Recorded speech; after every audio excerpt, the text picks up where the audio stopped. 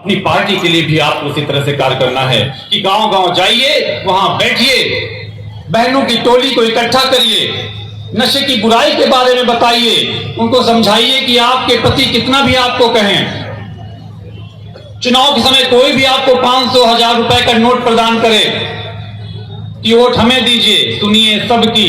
लेकिन यदि आप चाहती हैं कि हमारा प्रदेश नशा मुक्त हो जाए, हमारा क्षेत्र नशा मुक्त हो जाए, हमारे बेटे, हमारे पति शराब पीकर हमारे घर ना आए, तो आपको इस चुनाव में भारतीय शक्ति चेतना पार्टी को वोट देकर उनके प्रत्याशियों को विजयी बनाना है।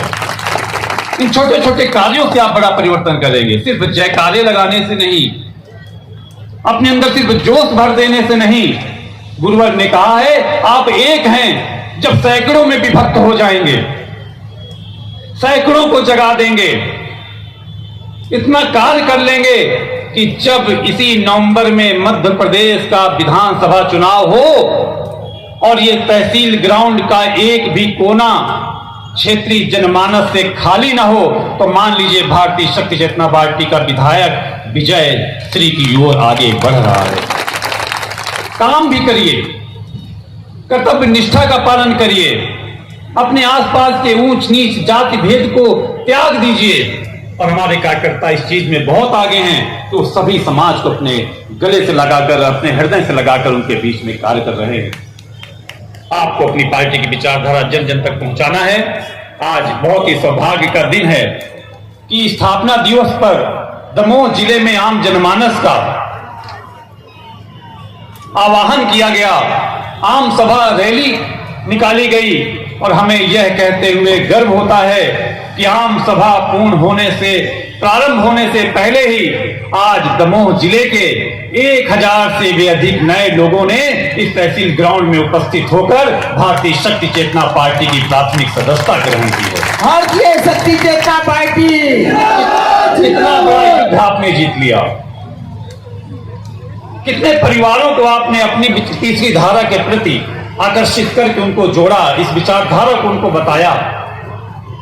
इसी क्रम को अगले 4-5 महीनों तक मध्य प्रदेश में हर विधानसभा में करना है।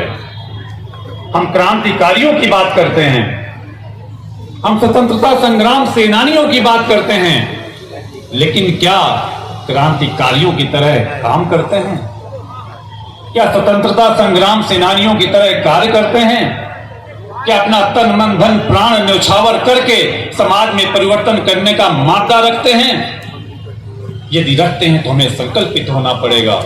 जिस तरह आपने नशा विरोधी जन आंदोलन में 1500 से भी अधिक स्थानों पर अवैध शराब पकड़वाई है, उसके खिलाफ कार्रवाई कराई है, करोड़ों रुपए का अवैध शराब जब्त करवाई है, इस क्रम में लगे हुए अपराधियों को जेल की सलाखों के पीछे पहुंचाया है, उसी तरह आपको मतदाता के लिए भी कार्य करना है, उनको जागरूक करने के लिए कार्य करना है। आम सभा होने के बाद शांत नहीं बैठना है। नित्य प्रति आपका 1 घंटा, 2 घंटे, 3 घंटे आपकी गांव की चौपाटी में बीते, आपकी गांव की नुक्कड़ में बीते, आपके मोहल्ले की किसी ऐसी जगह पे बीते जहां 10-20 लोग इकट्ठे होते हैं और संकोच त्याग के ये रक्षा कवच गले में डालकर अपनी बात कहिए। आपके घरों में वह शक्ति साधक, वह भारतीय शक्ति चेतना पार्टी का धर्म योद्धा नहीं है जिसके घर में भारतीय शक्ति चेतना पार्टी का यह 3 रंगों वाला ध्वज लहरा नहीं रहा है, वह भारतीय शक्ति चेतना पार्टी का सच्चा कार्यकर्ता नहीं है। और भारत माता की संकल्प लेकर जाना है कि अगले 1-2 दिन के अंदर ही हमारे घरों में बड़ा भारतीय शक्ति चेतना पार्टी का बड़ा वाला ध्वज लहराने लगे। नशे मान से मुक्त, चरित्रवान, चेतनावान, भय भूख भ्रष्टाचार मुक्त समाज की स्थापना का जो लक्ष्य प्राथमिक सदस्यता के पत्र में दिया गया है, वह आपके घर की दीवारों में वॉल पेंटिंग में लिखा नजर आना चाहिए। आपकी गाड़ी में भारतीय शक्ति चेतना पार्टी का एक स्टिकर लगा नजर आना चाहिए।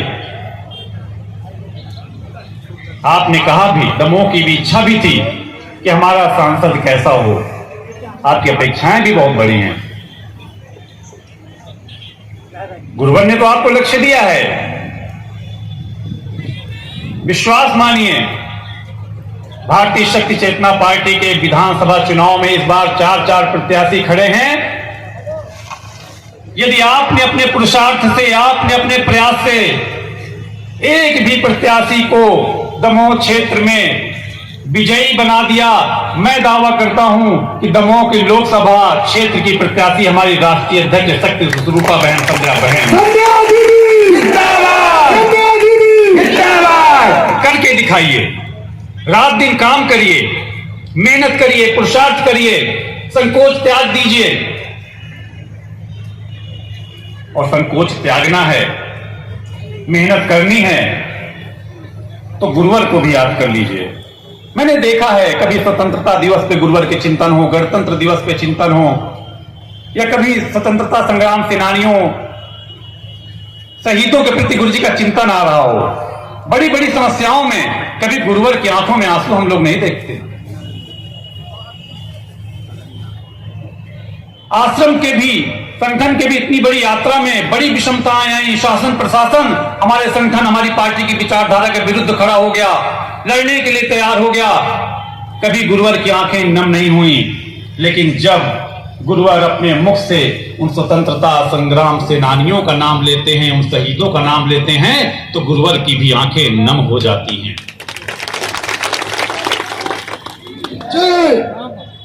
इस एक वाकये से आपको सीख लेने की आवश्यकता है।